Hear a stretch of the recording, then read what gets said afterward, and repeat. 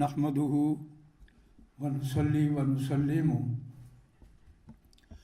على رسوله الكريم اما بعد فاعوذ بالله من الشیطان الرجیم بسم اللہ الرحمن الرحیم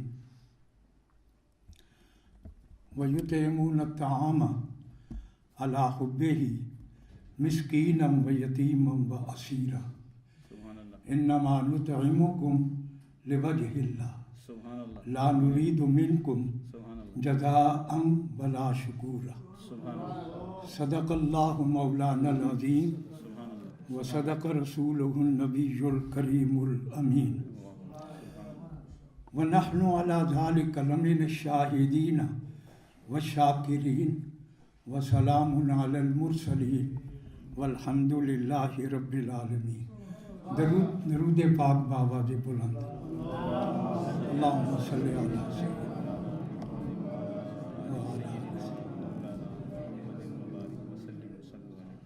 حمد و صلوات کے بعد میرے واجب الاحترام علماء کرام و معزز سامعین حضرات، تقریباً آپ سب حضرات کئی سالوں سے آپ کی شکل و صورت کو دیکھ رہا ہوں.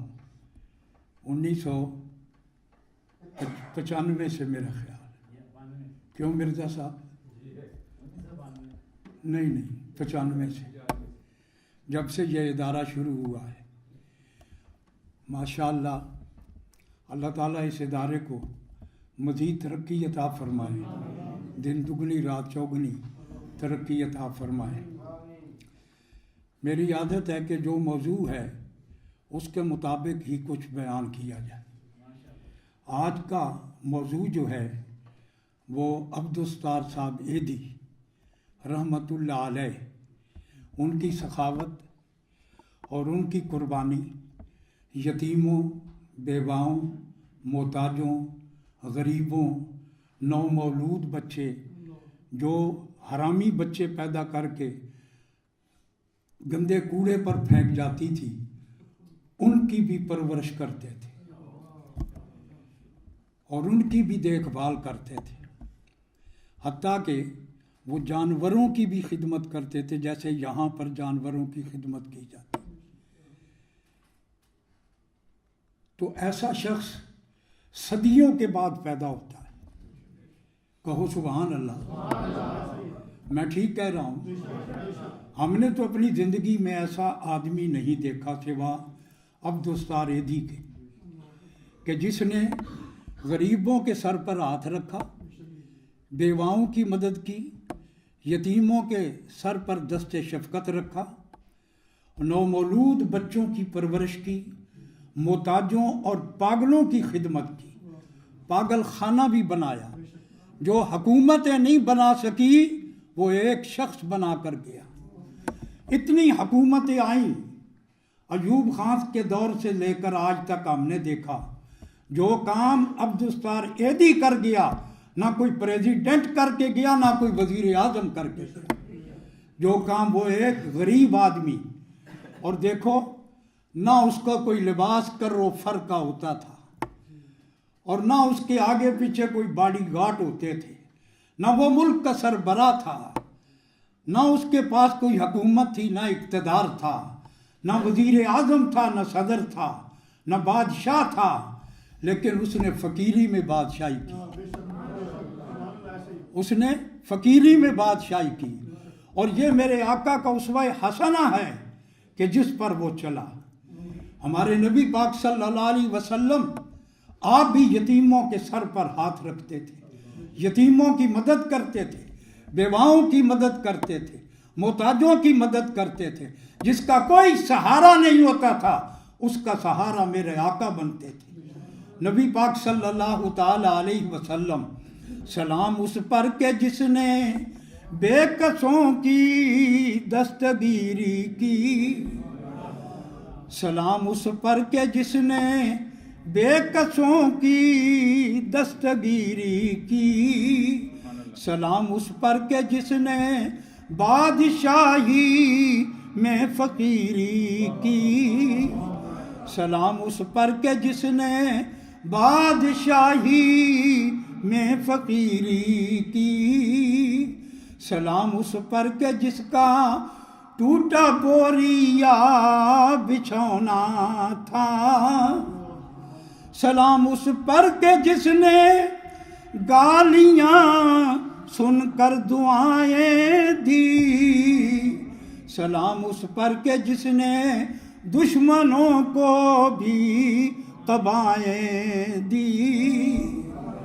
یہ میرے آقا کا طریقہ تھا۔ وَإِنَّكَ لَعَلَىٰ خُلُقٍ عَظِيمٍ، خلق عظیم کے مالک۔ آپ نے جانوروں پر بھی رحم کیا۔ نبی پاک صلی اللہ علیہ وسلم تشریف لے جا رہے ہیں، ایک چڑیا آپ کے گرد گھوم رہی ہے۔ میرے آقا نے فرمایا صحابہ تم میں سے اس کے بچوں کو کس نے پکڑا ہے؟ یہ فریاد کر رہی ہے۔ ایک صحابی نے عرض کیا حضور میں نے پکڑا ہے۔ میرے آقا نے فرمایا چھوڑ دو اس کے بچوں کو، یہ فریاد کر رہی ہے۔ مشہور واقعہ ہے نبی پاک صلی اللہ علیہ وسلم، جانور ایک قیدی، ہرنی قیدی تھی، میرے آقا گزر گئے یہودی کے پاس، وہ قیدی تھی۔ پیچھے سے کسی نے آواز دی اذا منادی ینادی یا رسول اللہ، کوئی ندا دینے والا، آواز دینے والا کہہ رہا یا رسول اللہ۔ میرے آقا نے مڑ کر دیکھا تو وہ ہرنی فریاد کر رہی ہے۔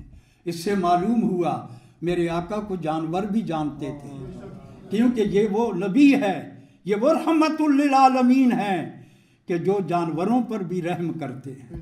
میں قیدی ہوں، میرے بچے چھوٹے چھوٹے ہیں، یہودی نے قیدی کر لیا ہے۔ مختصر واقعہ کیونکہ وقت بڑا تھوڑا ہے، ورنہ میرے آقا کے اخلاق حسنہ، خلق عظیم کے مالک، کائنات میں ایسا کوئی پیدا نہیں ہو سکتا، اور نہ کوئی ہوا ہے نہ کوئی ہو سکتا ہے۔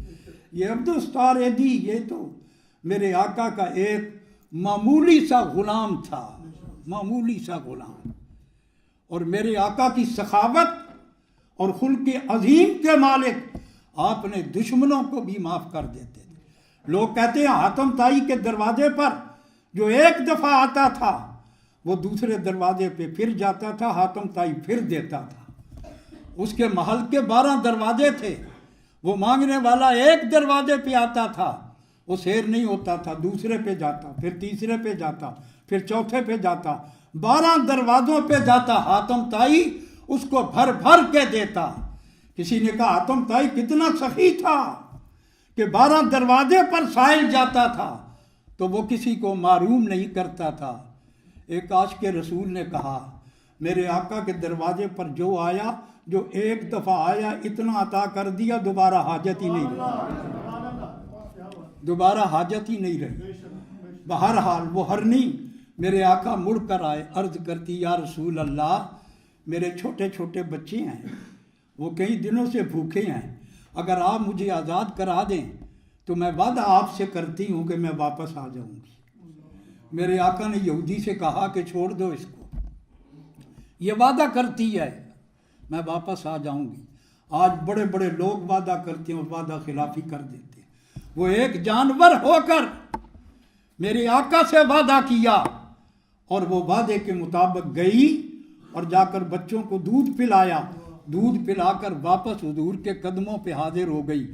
اور وہ بچے عرض کرتے ہیں امی جان جس نبی کے پاس تم جا رہی ہو ہم کو بھی لے جاؤ، ہم بھی اس نبی کی زیارت کریں گے۔ وہ واپس آ گئی۔ یہودی نے میرے آقا کا معجزہ دیکھا، وہ مسلمان ہو گیا، کلمہ پڑھ کے مسلمان ہو گیا۔ یہ میرے آقا کا خلق تھا جانوروں کے لیے بھی۔ کیا کیا بیان کریں، وقت نہیں ہے۔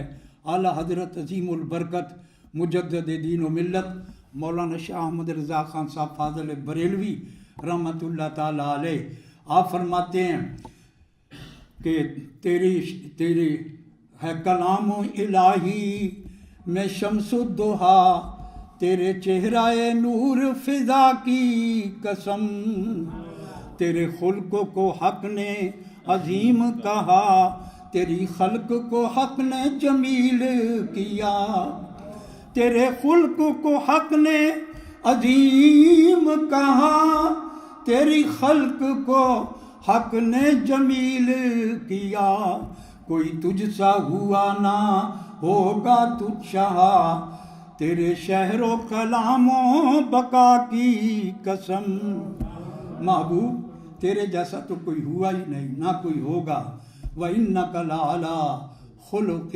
عَظِيمٍ۔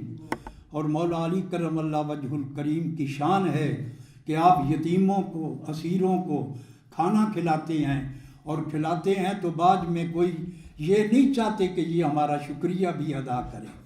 انما نرید لوجہ، انما نطعمکم لوجہ اللہ لا نرید منکم جزاء ولا شکورا۔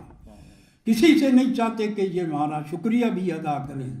آج یہ عبدالستار ایدھی دنیا سے چلا گیا، لیکن میں کہتا ہوں کہ قیامت تک اس کا نام یاد رہے گا۔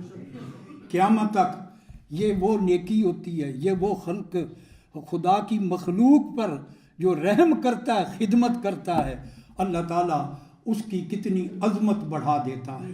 اب وہ دیکھو لباس ہم نے جب سے دیکھا، کالی ٹوپی اور کھدر کے لباس پہنے ہوئے سڑک پہ کھڑا ہوا مانگ رہا، اور لوگ نچھاور کر رہے ہیں۔ کیوں؟ کہ ان کو پتہ ہے کہ یہ صحیح جگہ پر لگا رہا ہے۔ تو آج تو بہت دنیا پر پیسہ اکٹھا کرتے ہیں، لیکن پہلے کوٹھیاں بناتے ہیں، پہلے زمینیں اور مال بناتے ہیں، اس کے بعد کسی غریب یتیم تک پہنچتا ہے۔ لیکن وہ شخص تھا جو پرانے محلے کے اندر اسی مکان میں رہتا تھا۔ یہ محلے داروں نے گواہی دی، اور آج اس کی 1800 2000 کے قریب ایمبولینس چلتی ہے، اور میرا خیال ہے اتنی نیدرلینڈ کے اندر ایمبولینس نہیں ہوں گی جتنی اس اکیلے آدمی نے چلا دی غریبوں، مسکینوں، یتیموں، بیواؤں کے لیے۔ اللہ تعالیٰ ہم سب کو ایسے شخص کے نقش قدم پر چلنے کی توفیق عطا فرمائے۔ اللہ تعالیٰ اس کے درجے بلند فرمائے۔ آج دیکھ لو، تینوں مسلح افواج کے سربراہ پروٹوکول کے ساتھ اس کے جنازے میں شریک تھے، اور کتنا بڑا جنازہ اور عظیم جنازہ۔ اور میں نے تو اتنا بڑا جنازہ آج تک کسی کا دیکھا نہیں ہے کہ جس طرح اس غریب آدمی اور مسکین آدمی اور سادہ لباس والے، ہمارے پاس کتنے جوڑے، کتنی جیکٹیں، کتنا کچھ، اور اس کے 2 جوڑے اس کے پاس ہوتے تھے۔ اللہ تعالیٰ اس کو غریق رحمت فرمائے، جوار رحمت میں جگہ عطا فرمائے۔ کہنے کو تو بہت کچھ ہے، لیکن وقت اجازت نہیں دیتا۔ اللہ تعالیٰ اپنے حبیب پاک کے صدقے میں تمام مسلمانوں کو ان کے نقش قدم پر چلنے کی توفیق عطا فرمائے۔ جتنی بھی دولت ہو، پیسہ ہو، زمینیں، مکان، بلڈنگیں، کوٹھیاں، سب یہیں چھوڑ جائیں گے، لیکن قبر کے اندر صرف تمہارے نیک اعمال کام آئیں گے، باقی سب کچھ یہی رہ جائے گا۔ اللہ کریم نے ارشاد فرمایا، یہ دنیا تو کھیل تماشا ہے، آخرت کا گھر یقینی ہے، جگہ دل لگانے کی دنیا نہیں ہے، یہ عبرت کی جا ہے، تماشا نہیں ہے۔ وما علینا الا البلاغ۔